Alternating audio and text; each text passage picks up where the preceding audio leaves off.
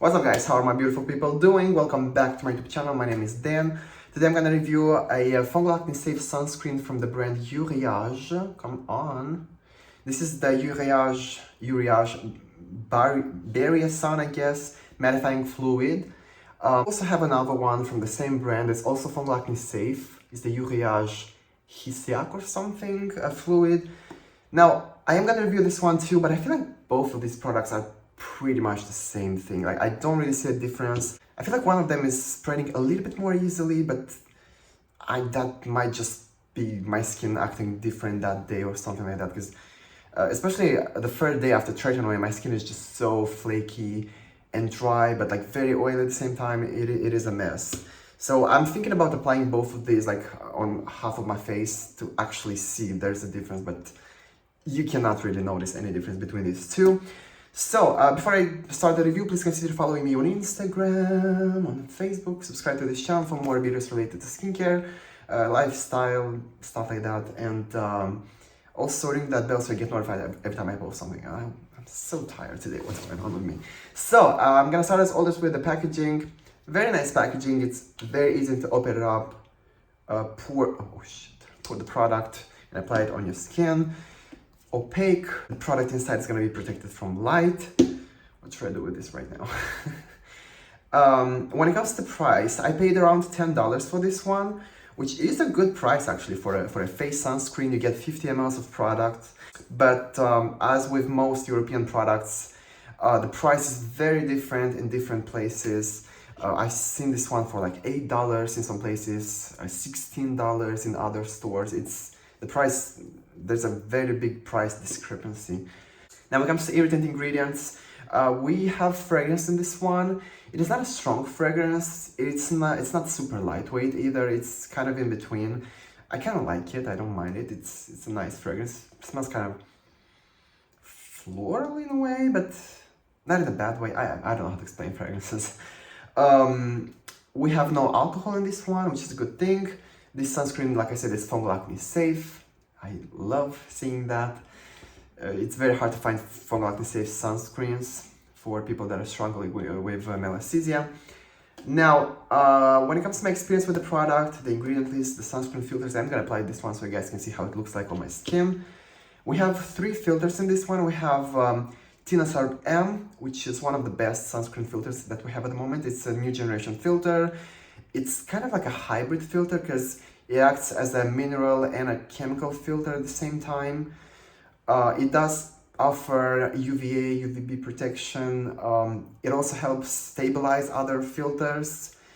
Speaking of stabilizing, we have avobenzone as the second sunscreen filter, which needs to be stabilized, and it is stabilized in this one with the help of Serums M. Now, Serums M does give a little bit of a white cast. We have nano-sized Serums M in this one, and thanks to that, it's not a super visible white cast.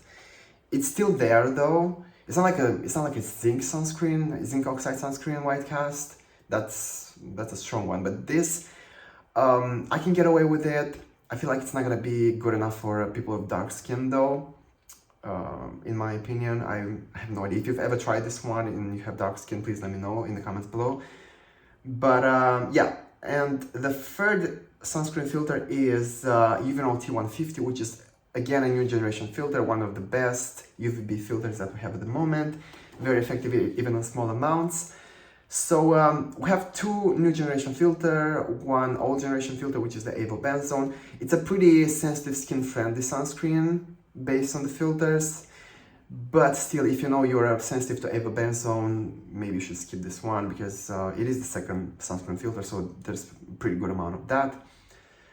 I am gonna apply it right now. That's kind of too much, but it's okay. There's never too much sunscreen in my book. Now you have to work this one a little bit. It might get patchy.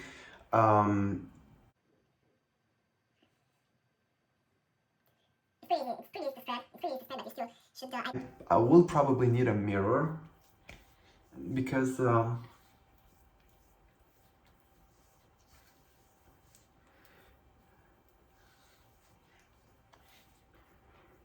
it dries down pretty fast, so you kind of have to work it a little bit faster than usual, most probably. Usually I'm not using both of my hands, but because I'm filming, I just want to do it as fast as possible. Yeah, it spreads pretty easily, but you have to like pay attention to some places where it might get patchy, especially if you have dry skin that day or flaky skin. That Tinosorb M may cling to that. As you can see, it's a very minimal white cast. It's not, I don't have problems blending it in my eyebrows or stuff like that. When I do have a little bit of facial hair, it still goes on pretty smoothly. It's still visible though in the facial hair. It's a little bit, I don't have a lot of facial hair though, so I cannot really share my opinion when it comes to that. You definitely need a mirror with this one so you can actually see how it goes. Oh, it actually went on pretty nicely. I guess it also really depends on the state of your skin. If you have like dry, flaky skin that day, it's kind of hard to work it in, but my skin is in a pretty good state at the moment, so yeah, that was actually pretty nice. It was pretty quick. Now, if I go back to the ingredient list, we don't have a lot of things going on here. Besides the sunscreen filter, we just have some thickening ingredients, some humectants. There's some dimethicone towards the middle of the ingredient list. I know some people are trying to avoid dimethicone, which is a silicone. I actually like dimethicone in my products. Makes them spread nicer, look nicer on my skin, feel nicer. Yeah, no antioxidants. There is a licorice root extract at the bottom of the ingredient list. I don't think it makes a difference. It should be brightening, but yeah, just it's too in such small amount it doesn't even matter.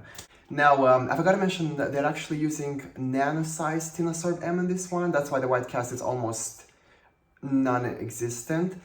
And what I like about the Tinosorb M is that it camouflages my blackheads. They're almost gone. I don't have any. And also it disguises my pores. It makes them look nicer, as you can see. So, and I've noticed that with a lot of sunscreens that have Tinosorb M. So it's it does give me a little bit of a white cast, but at the same time it makes my skin look nicer, which I really appreciate actually. As you can see, the sunscreen looks kind of dewy. It is not matte, even though they say it's gonna be matte. I don't think I've ever found a matte sunscreen, to be honest. But it is more on the matte side compared to many other sunscreens. It is just slightly dewy, gives me this nice, healthy glow, I would say. I'm gonna apply powder on top of it, of course, because I'm very oily. And I noticed with this sunscreen, I stay matte for much longer than compared to other sunscreens. So that is nice. But yeah, you guys be the judge. In terms of protection, this one has SPF 50 plus, UVA. The UVA protection according to European standards should be at least 20. And I tend to trust European sunscreens. I know they have pretty strict regulations there. So pretty good UVA protection. It's not one of those like 40 something, but it's still a good one.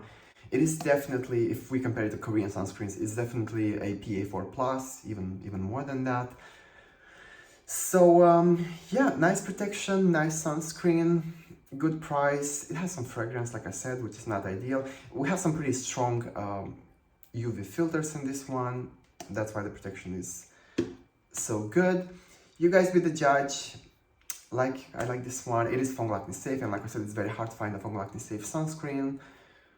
This is how it looks like on my skin. The white cast is almost gone, actually. I'm pretty impressed. I thought because I've been testing this one, but for some reason now it's much less visible, or I don't know. That's my review. I didn't use a moisturizer under this one. I almost never use a moisturizer under my sunscreen.